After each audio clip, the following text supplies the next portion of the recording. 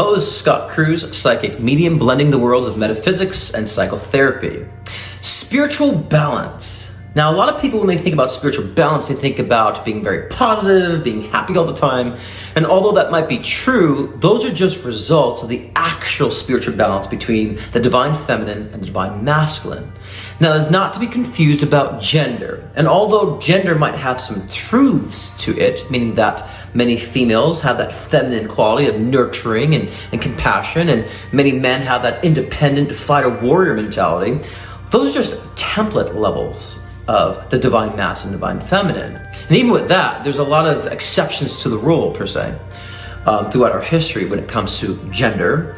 But we're not talking about gender, we're talking about the essence of the soul, which is divine feminine and divine masculine, which can be expressed in so many different ways.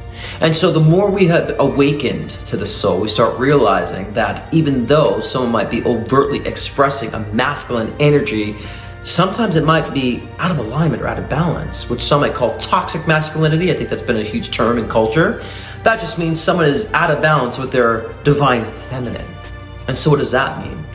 So if we do have a male that is all about separating about the self, individualism, and not so much about compassion and nurturing and empathy, their divine feminine is out of alignment, which means that they're not actually allowing themselves to be in balance. So it could be, quote unquote, toxic to many people.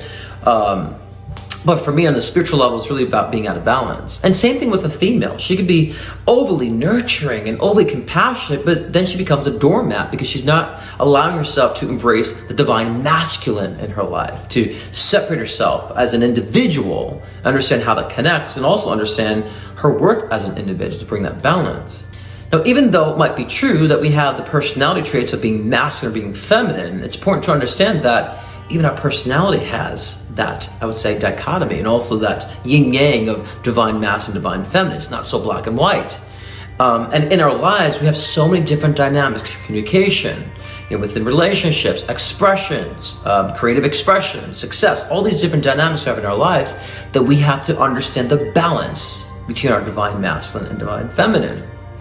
Now, a lot of times people enter relationships and will take the cliche of that, the fact that maybe we have a woman who might be out of balance with her divine masculine, so she's constantly giving to her partner, and her partner is also out of alignment with his divine feminine, so he's very dependent, very focused on the conditional aspects and being supportive.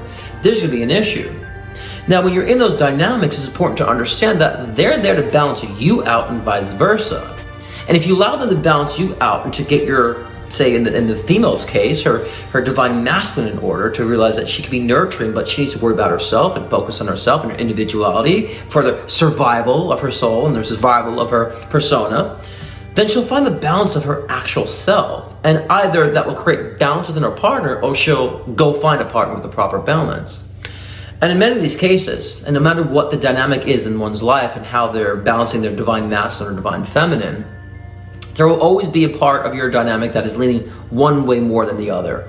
And that's why when you meet someone who kind of has, say, less of what you have more of, and they might have more of what you have less of, you guys can both neutralize yourselves out and balance yourselves out. That'd be a positive thing. But there's a craze going on now about finding my twin flame and the divine feminine, trying to find a divine masculine, and vice versa.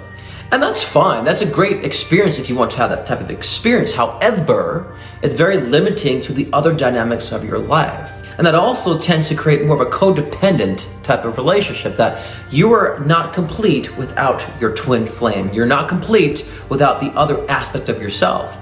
Or the idea that you have been one soul that is split into two, that you now need to find each other, is an ideology I would advise against. Because even if that is true, and you separate it, into two pieces, the goal and the mission is to become that one individualized piece. So again, searching for this twin flame energy, I would stay away from that ideology. Find the balance within yourself and understand that you are divine masculine and you are divine feminine. And how you wish to incorporate that in the different dynamics of your life to bring the balance is the actual key to spiritual balance. Now, a great thing about the spiritual awakening we've been having is that we've been seeing the aspects of gender, the stereotypes and the parameters of gender being broken. Although there are many different parameters and variables of this. For example, there could be a biologically born boy who actually represses his divine masculine simply because he had an overbearing father. And same thing can be with a woman. A woman can be repressing her divine masculine because she had an overbearing father. So there's issues of trauma and upbringing that could cause one to teeter-totter and become out of alignment to one and hyper-focusing on the other. So remember, the key to complete happiness and positivity is to bring the divine masculine and divine feminine, right brain, left brain, into proper balance and in alignment.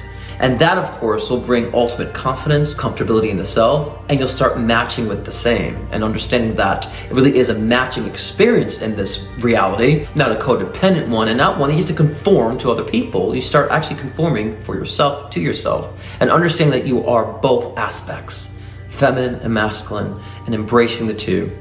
And remember, this is not about how you choose to present yourself to people with your personality. It's about who you are at the core level of your being, how you are vibrating in those essences and that balance. Okay. Now, if you have any questions about certain aspects and dynamics of your life that may or may not be in balance, I do offer psychic readings. I like to call them life readings because we're talking about so many different parameters: health, trauma, subconscious and psychological patterns that might be out of alignment. We work on those issues, and also forecasting the trajectory you're on moving forward. And I also offer intuition builder sessions where I work on the individual of how to actually increase their intuition awareness. And where they might be the most dominant in their sensory of that, and how to actually build the intuition. And of course, I also offer mediumship sessions where I channel spirit crossed over. Whatever the case is, you can visit scottcruzpm.com to book a session, or you can subscribe to this channel. I'll be posting videos daily, sometimes weekly, sometimes monthly. There's no set schedule. You can subscribe here. And please remember that you are the god of your own myth. What do you want to create? Much love.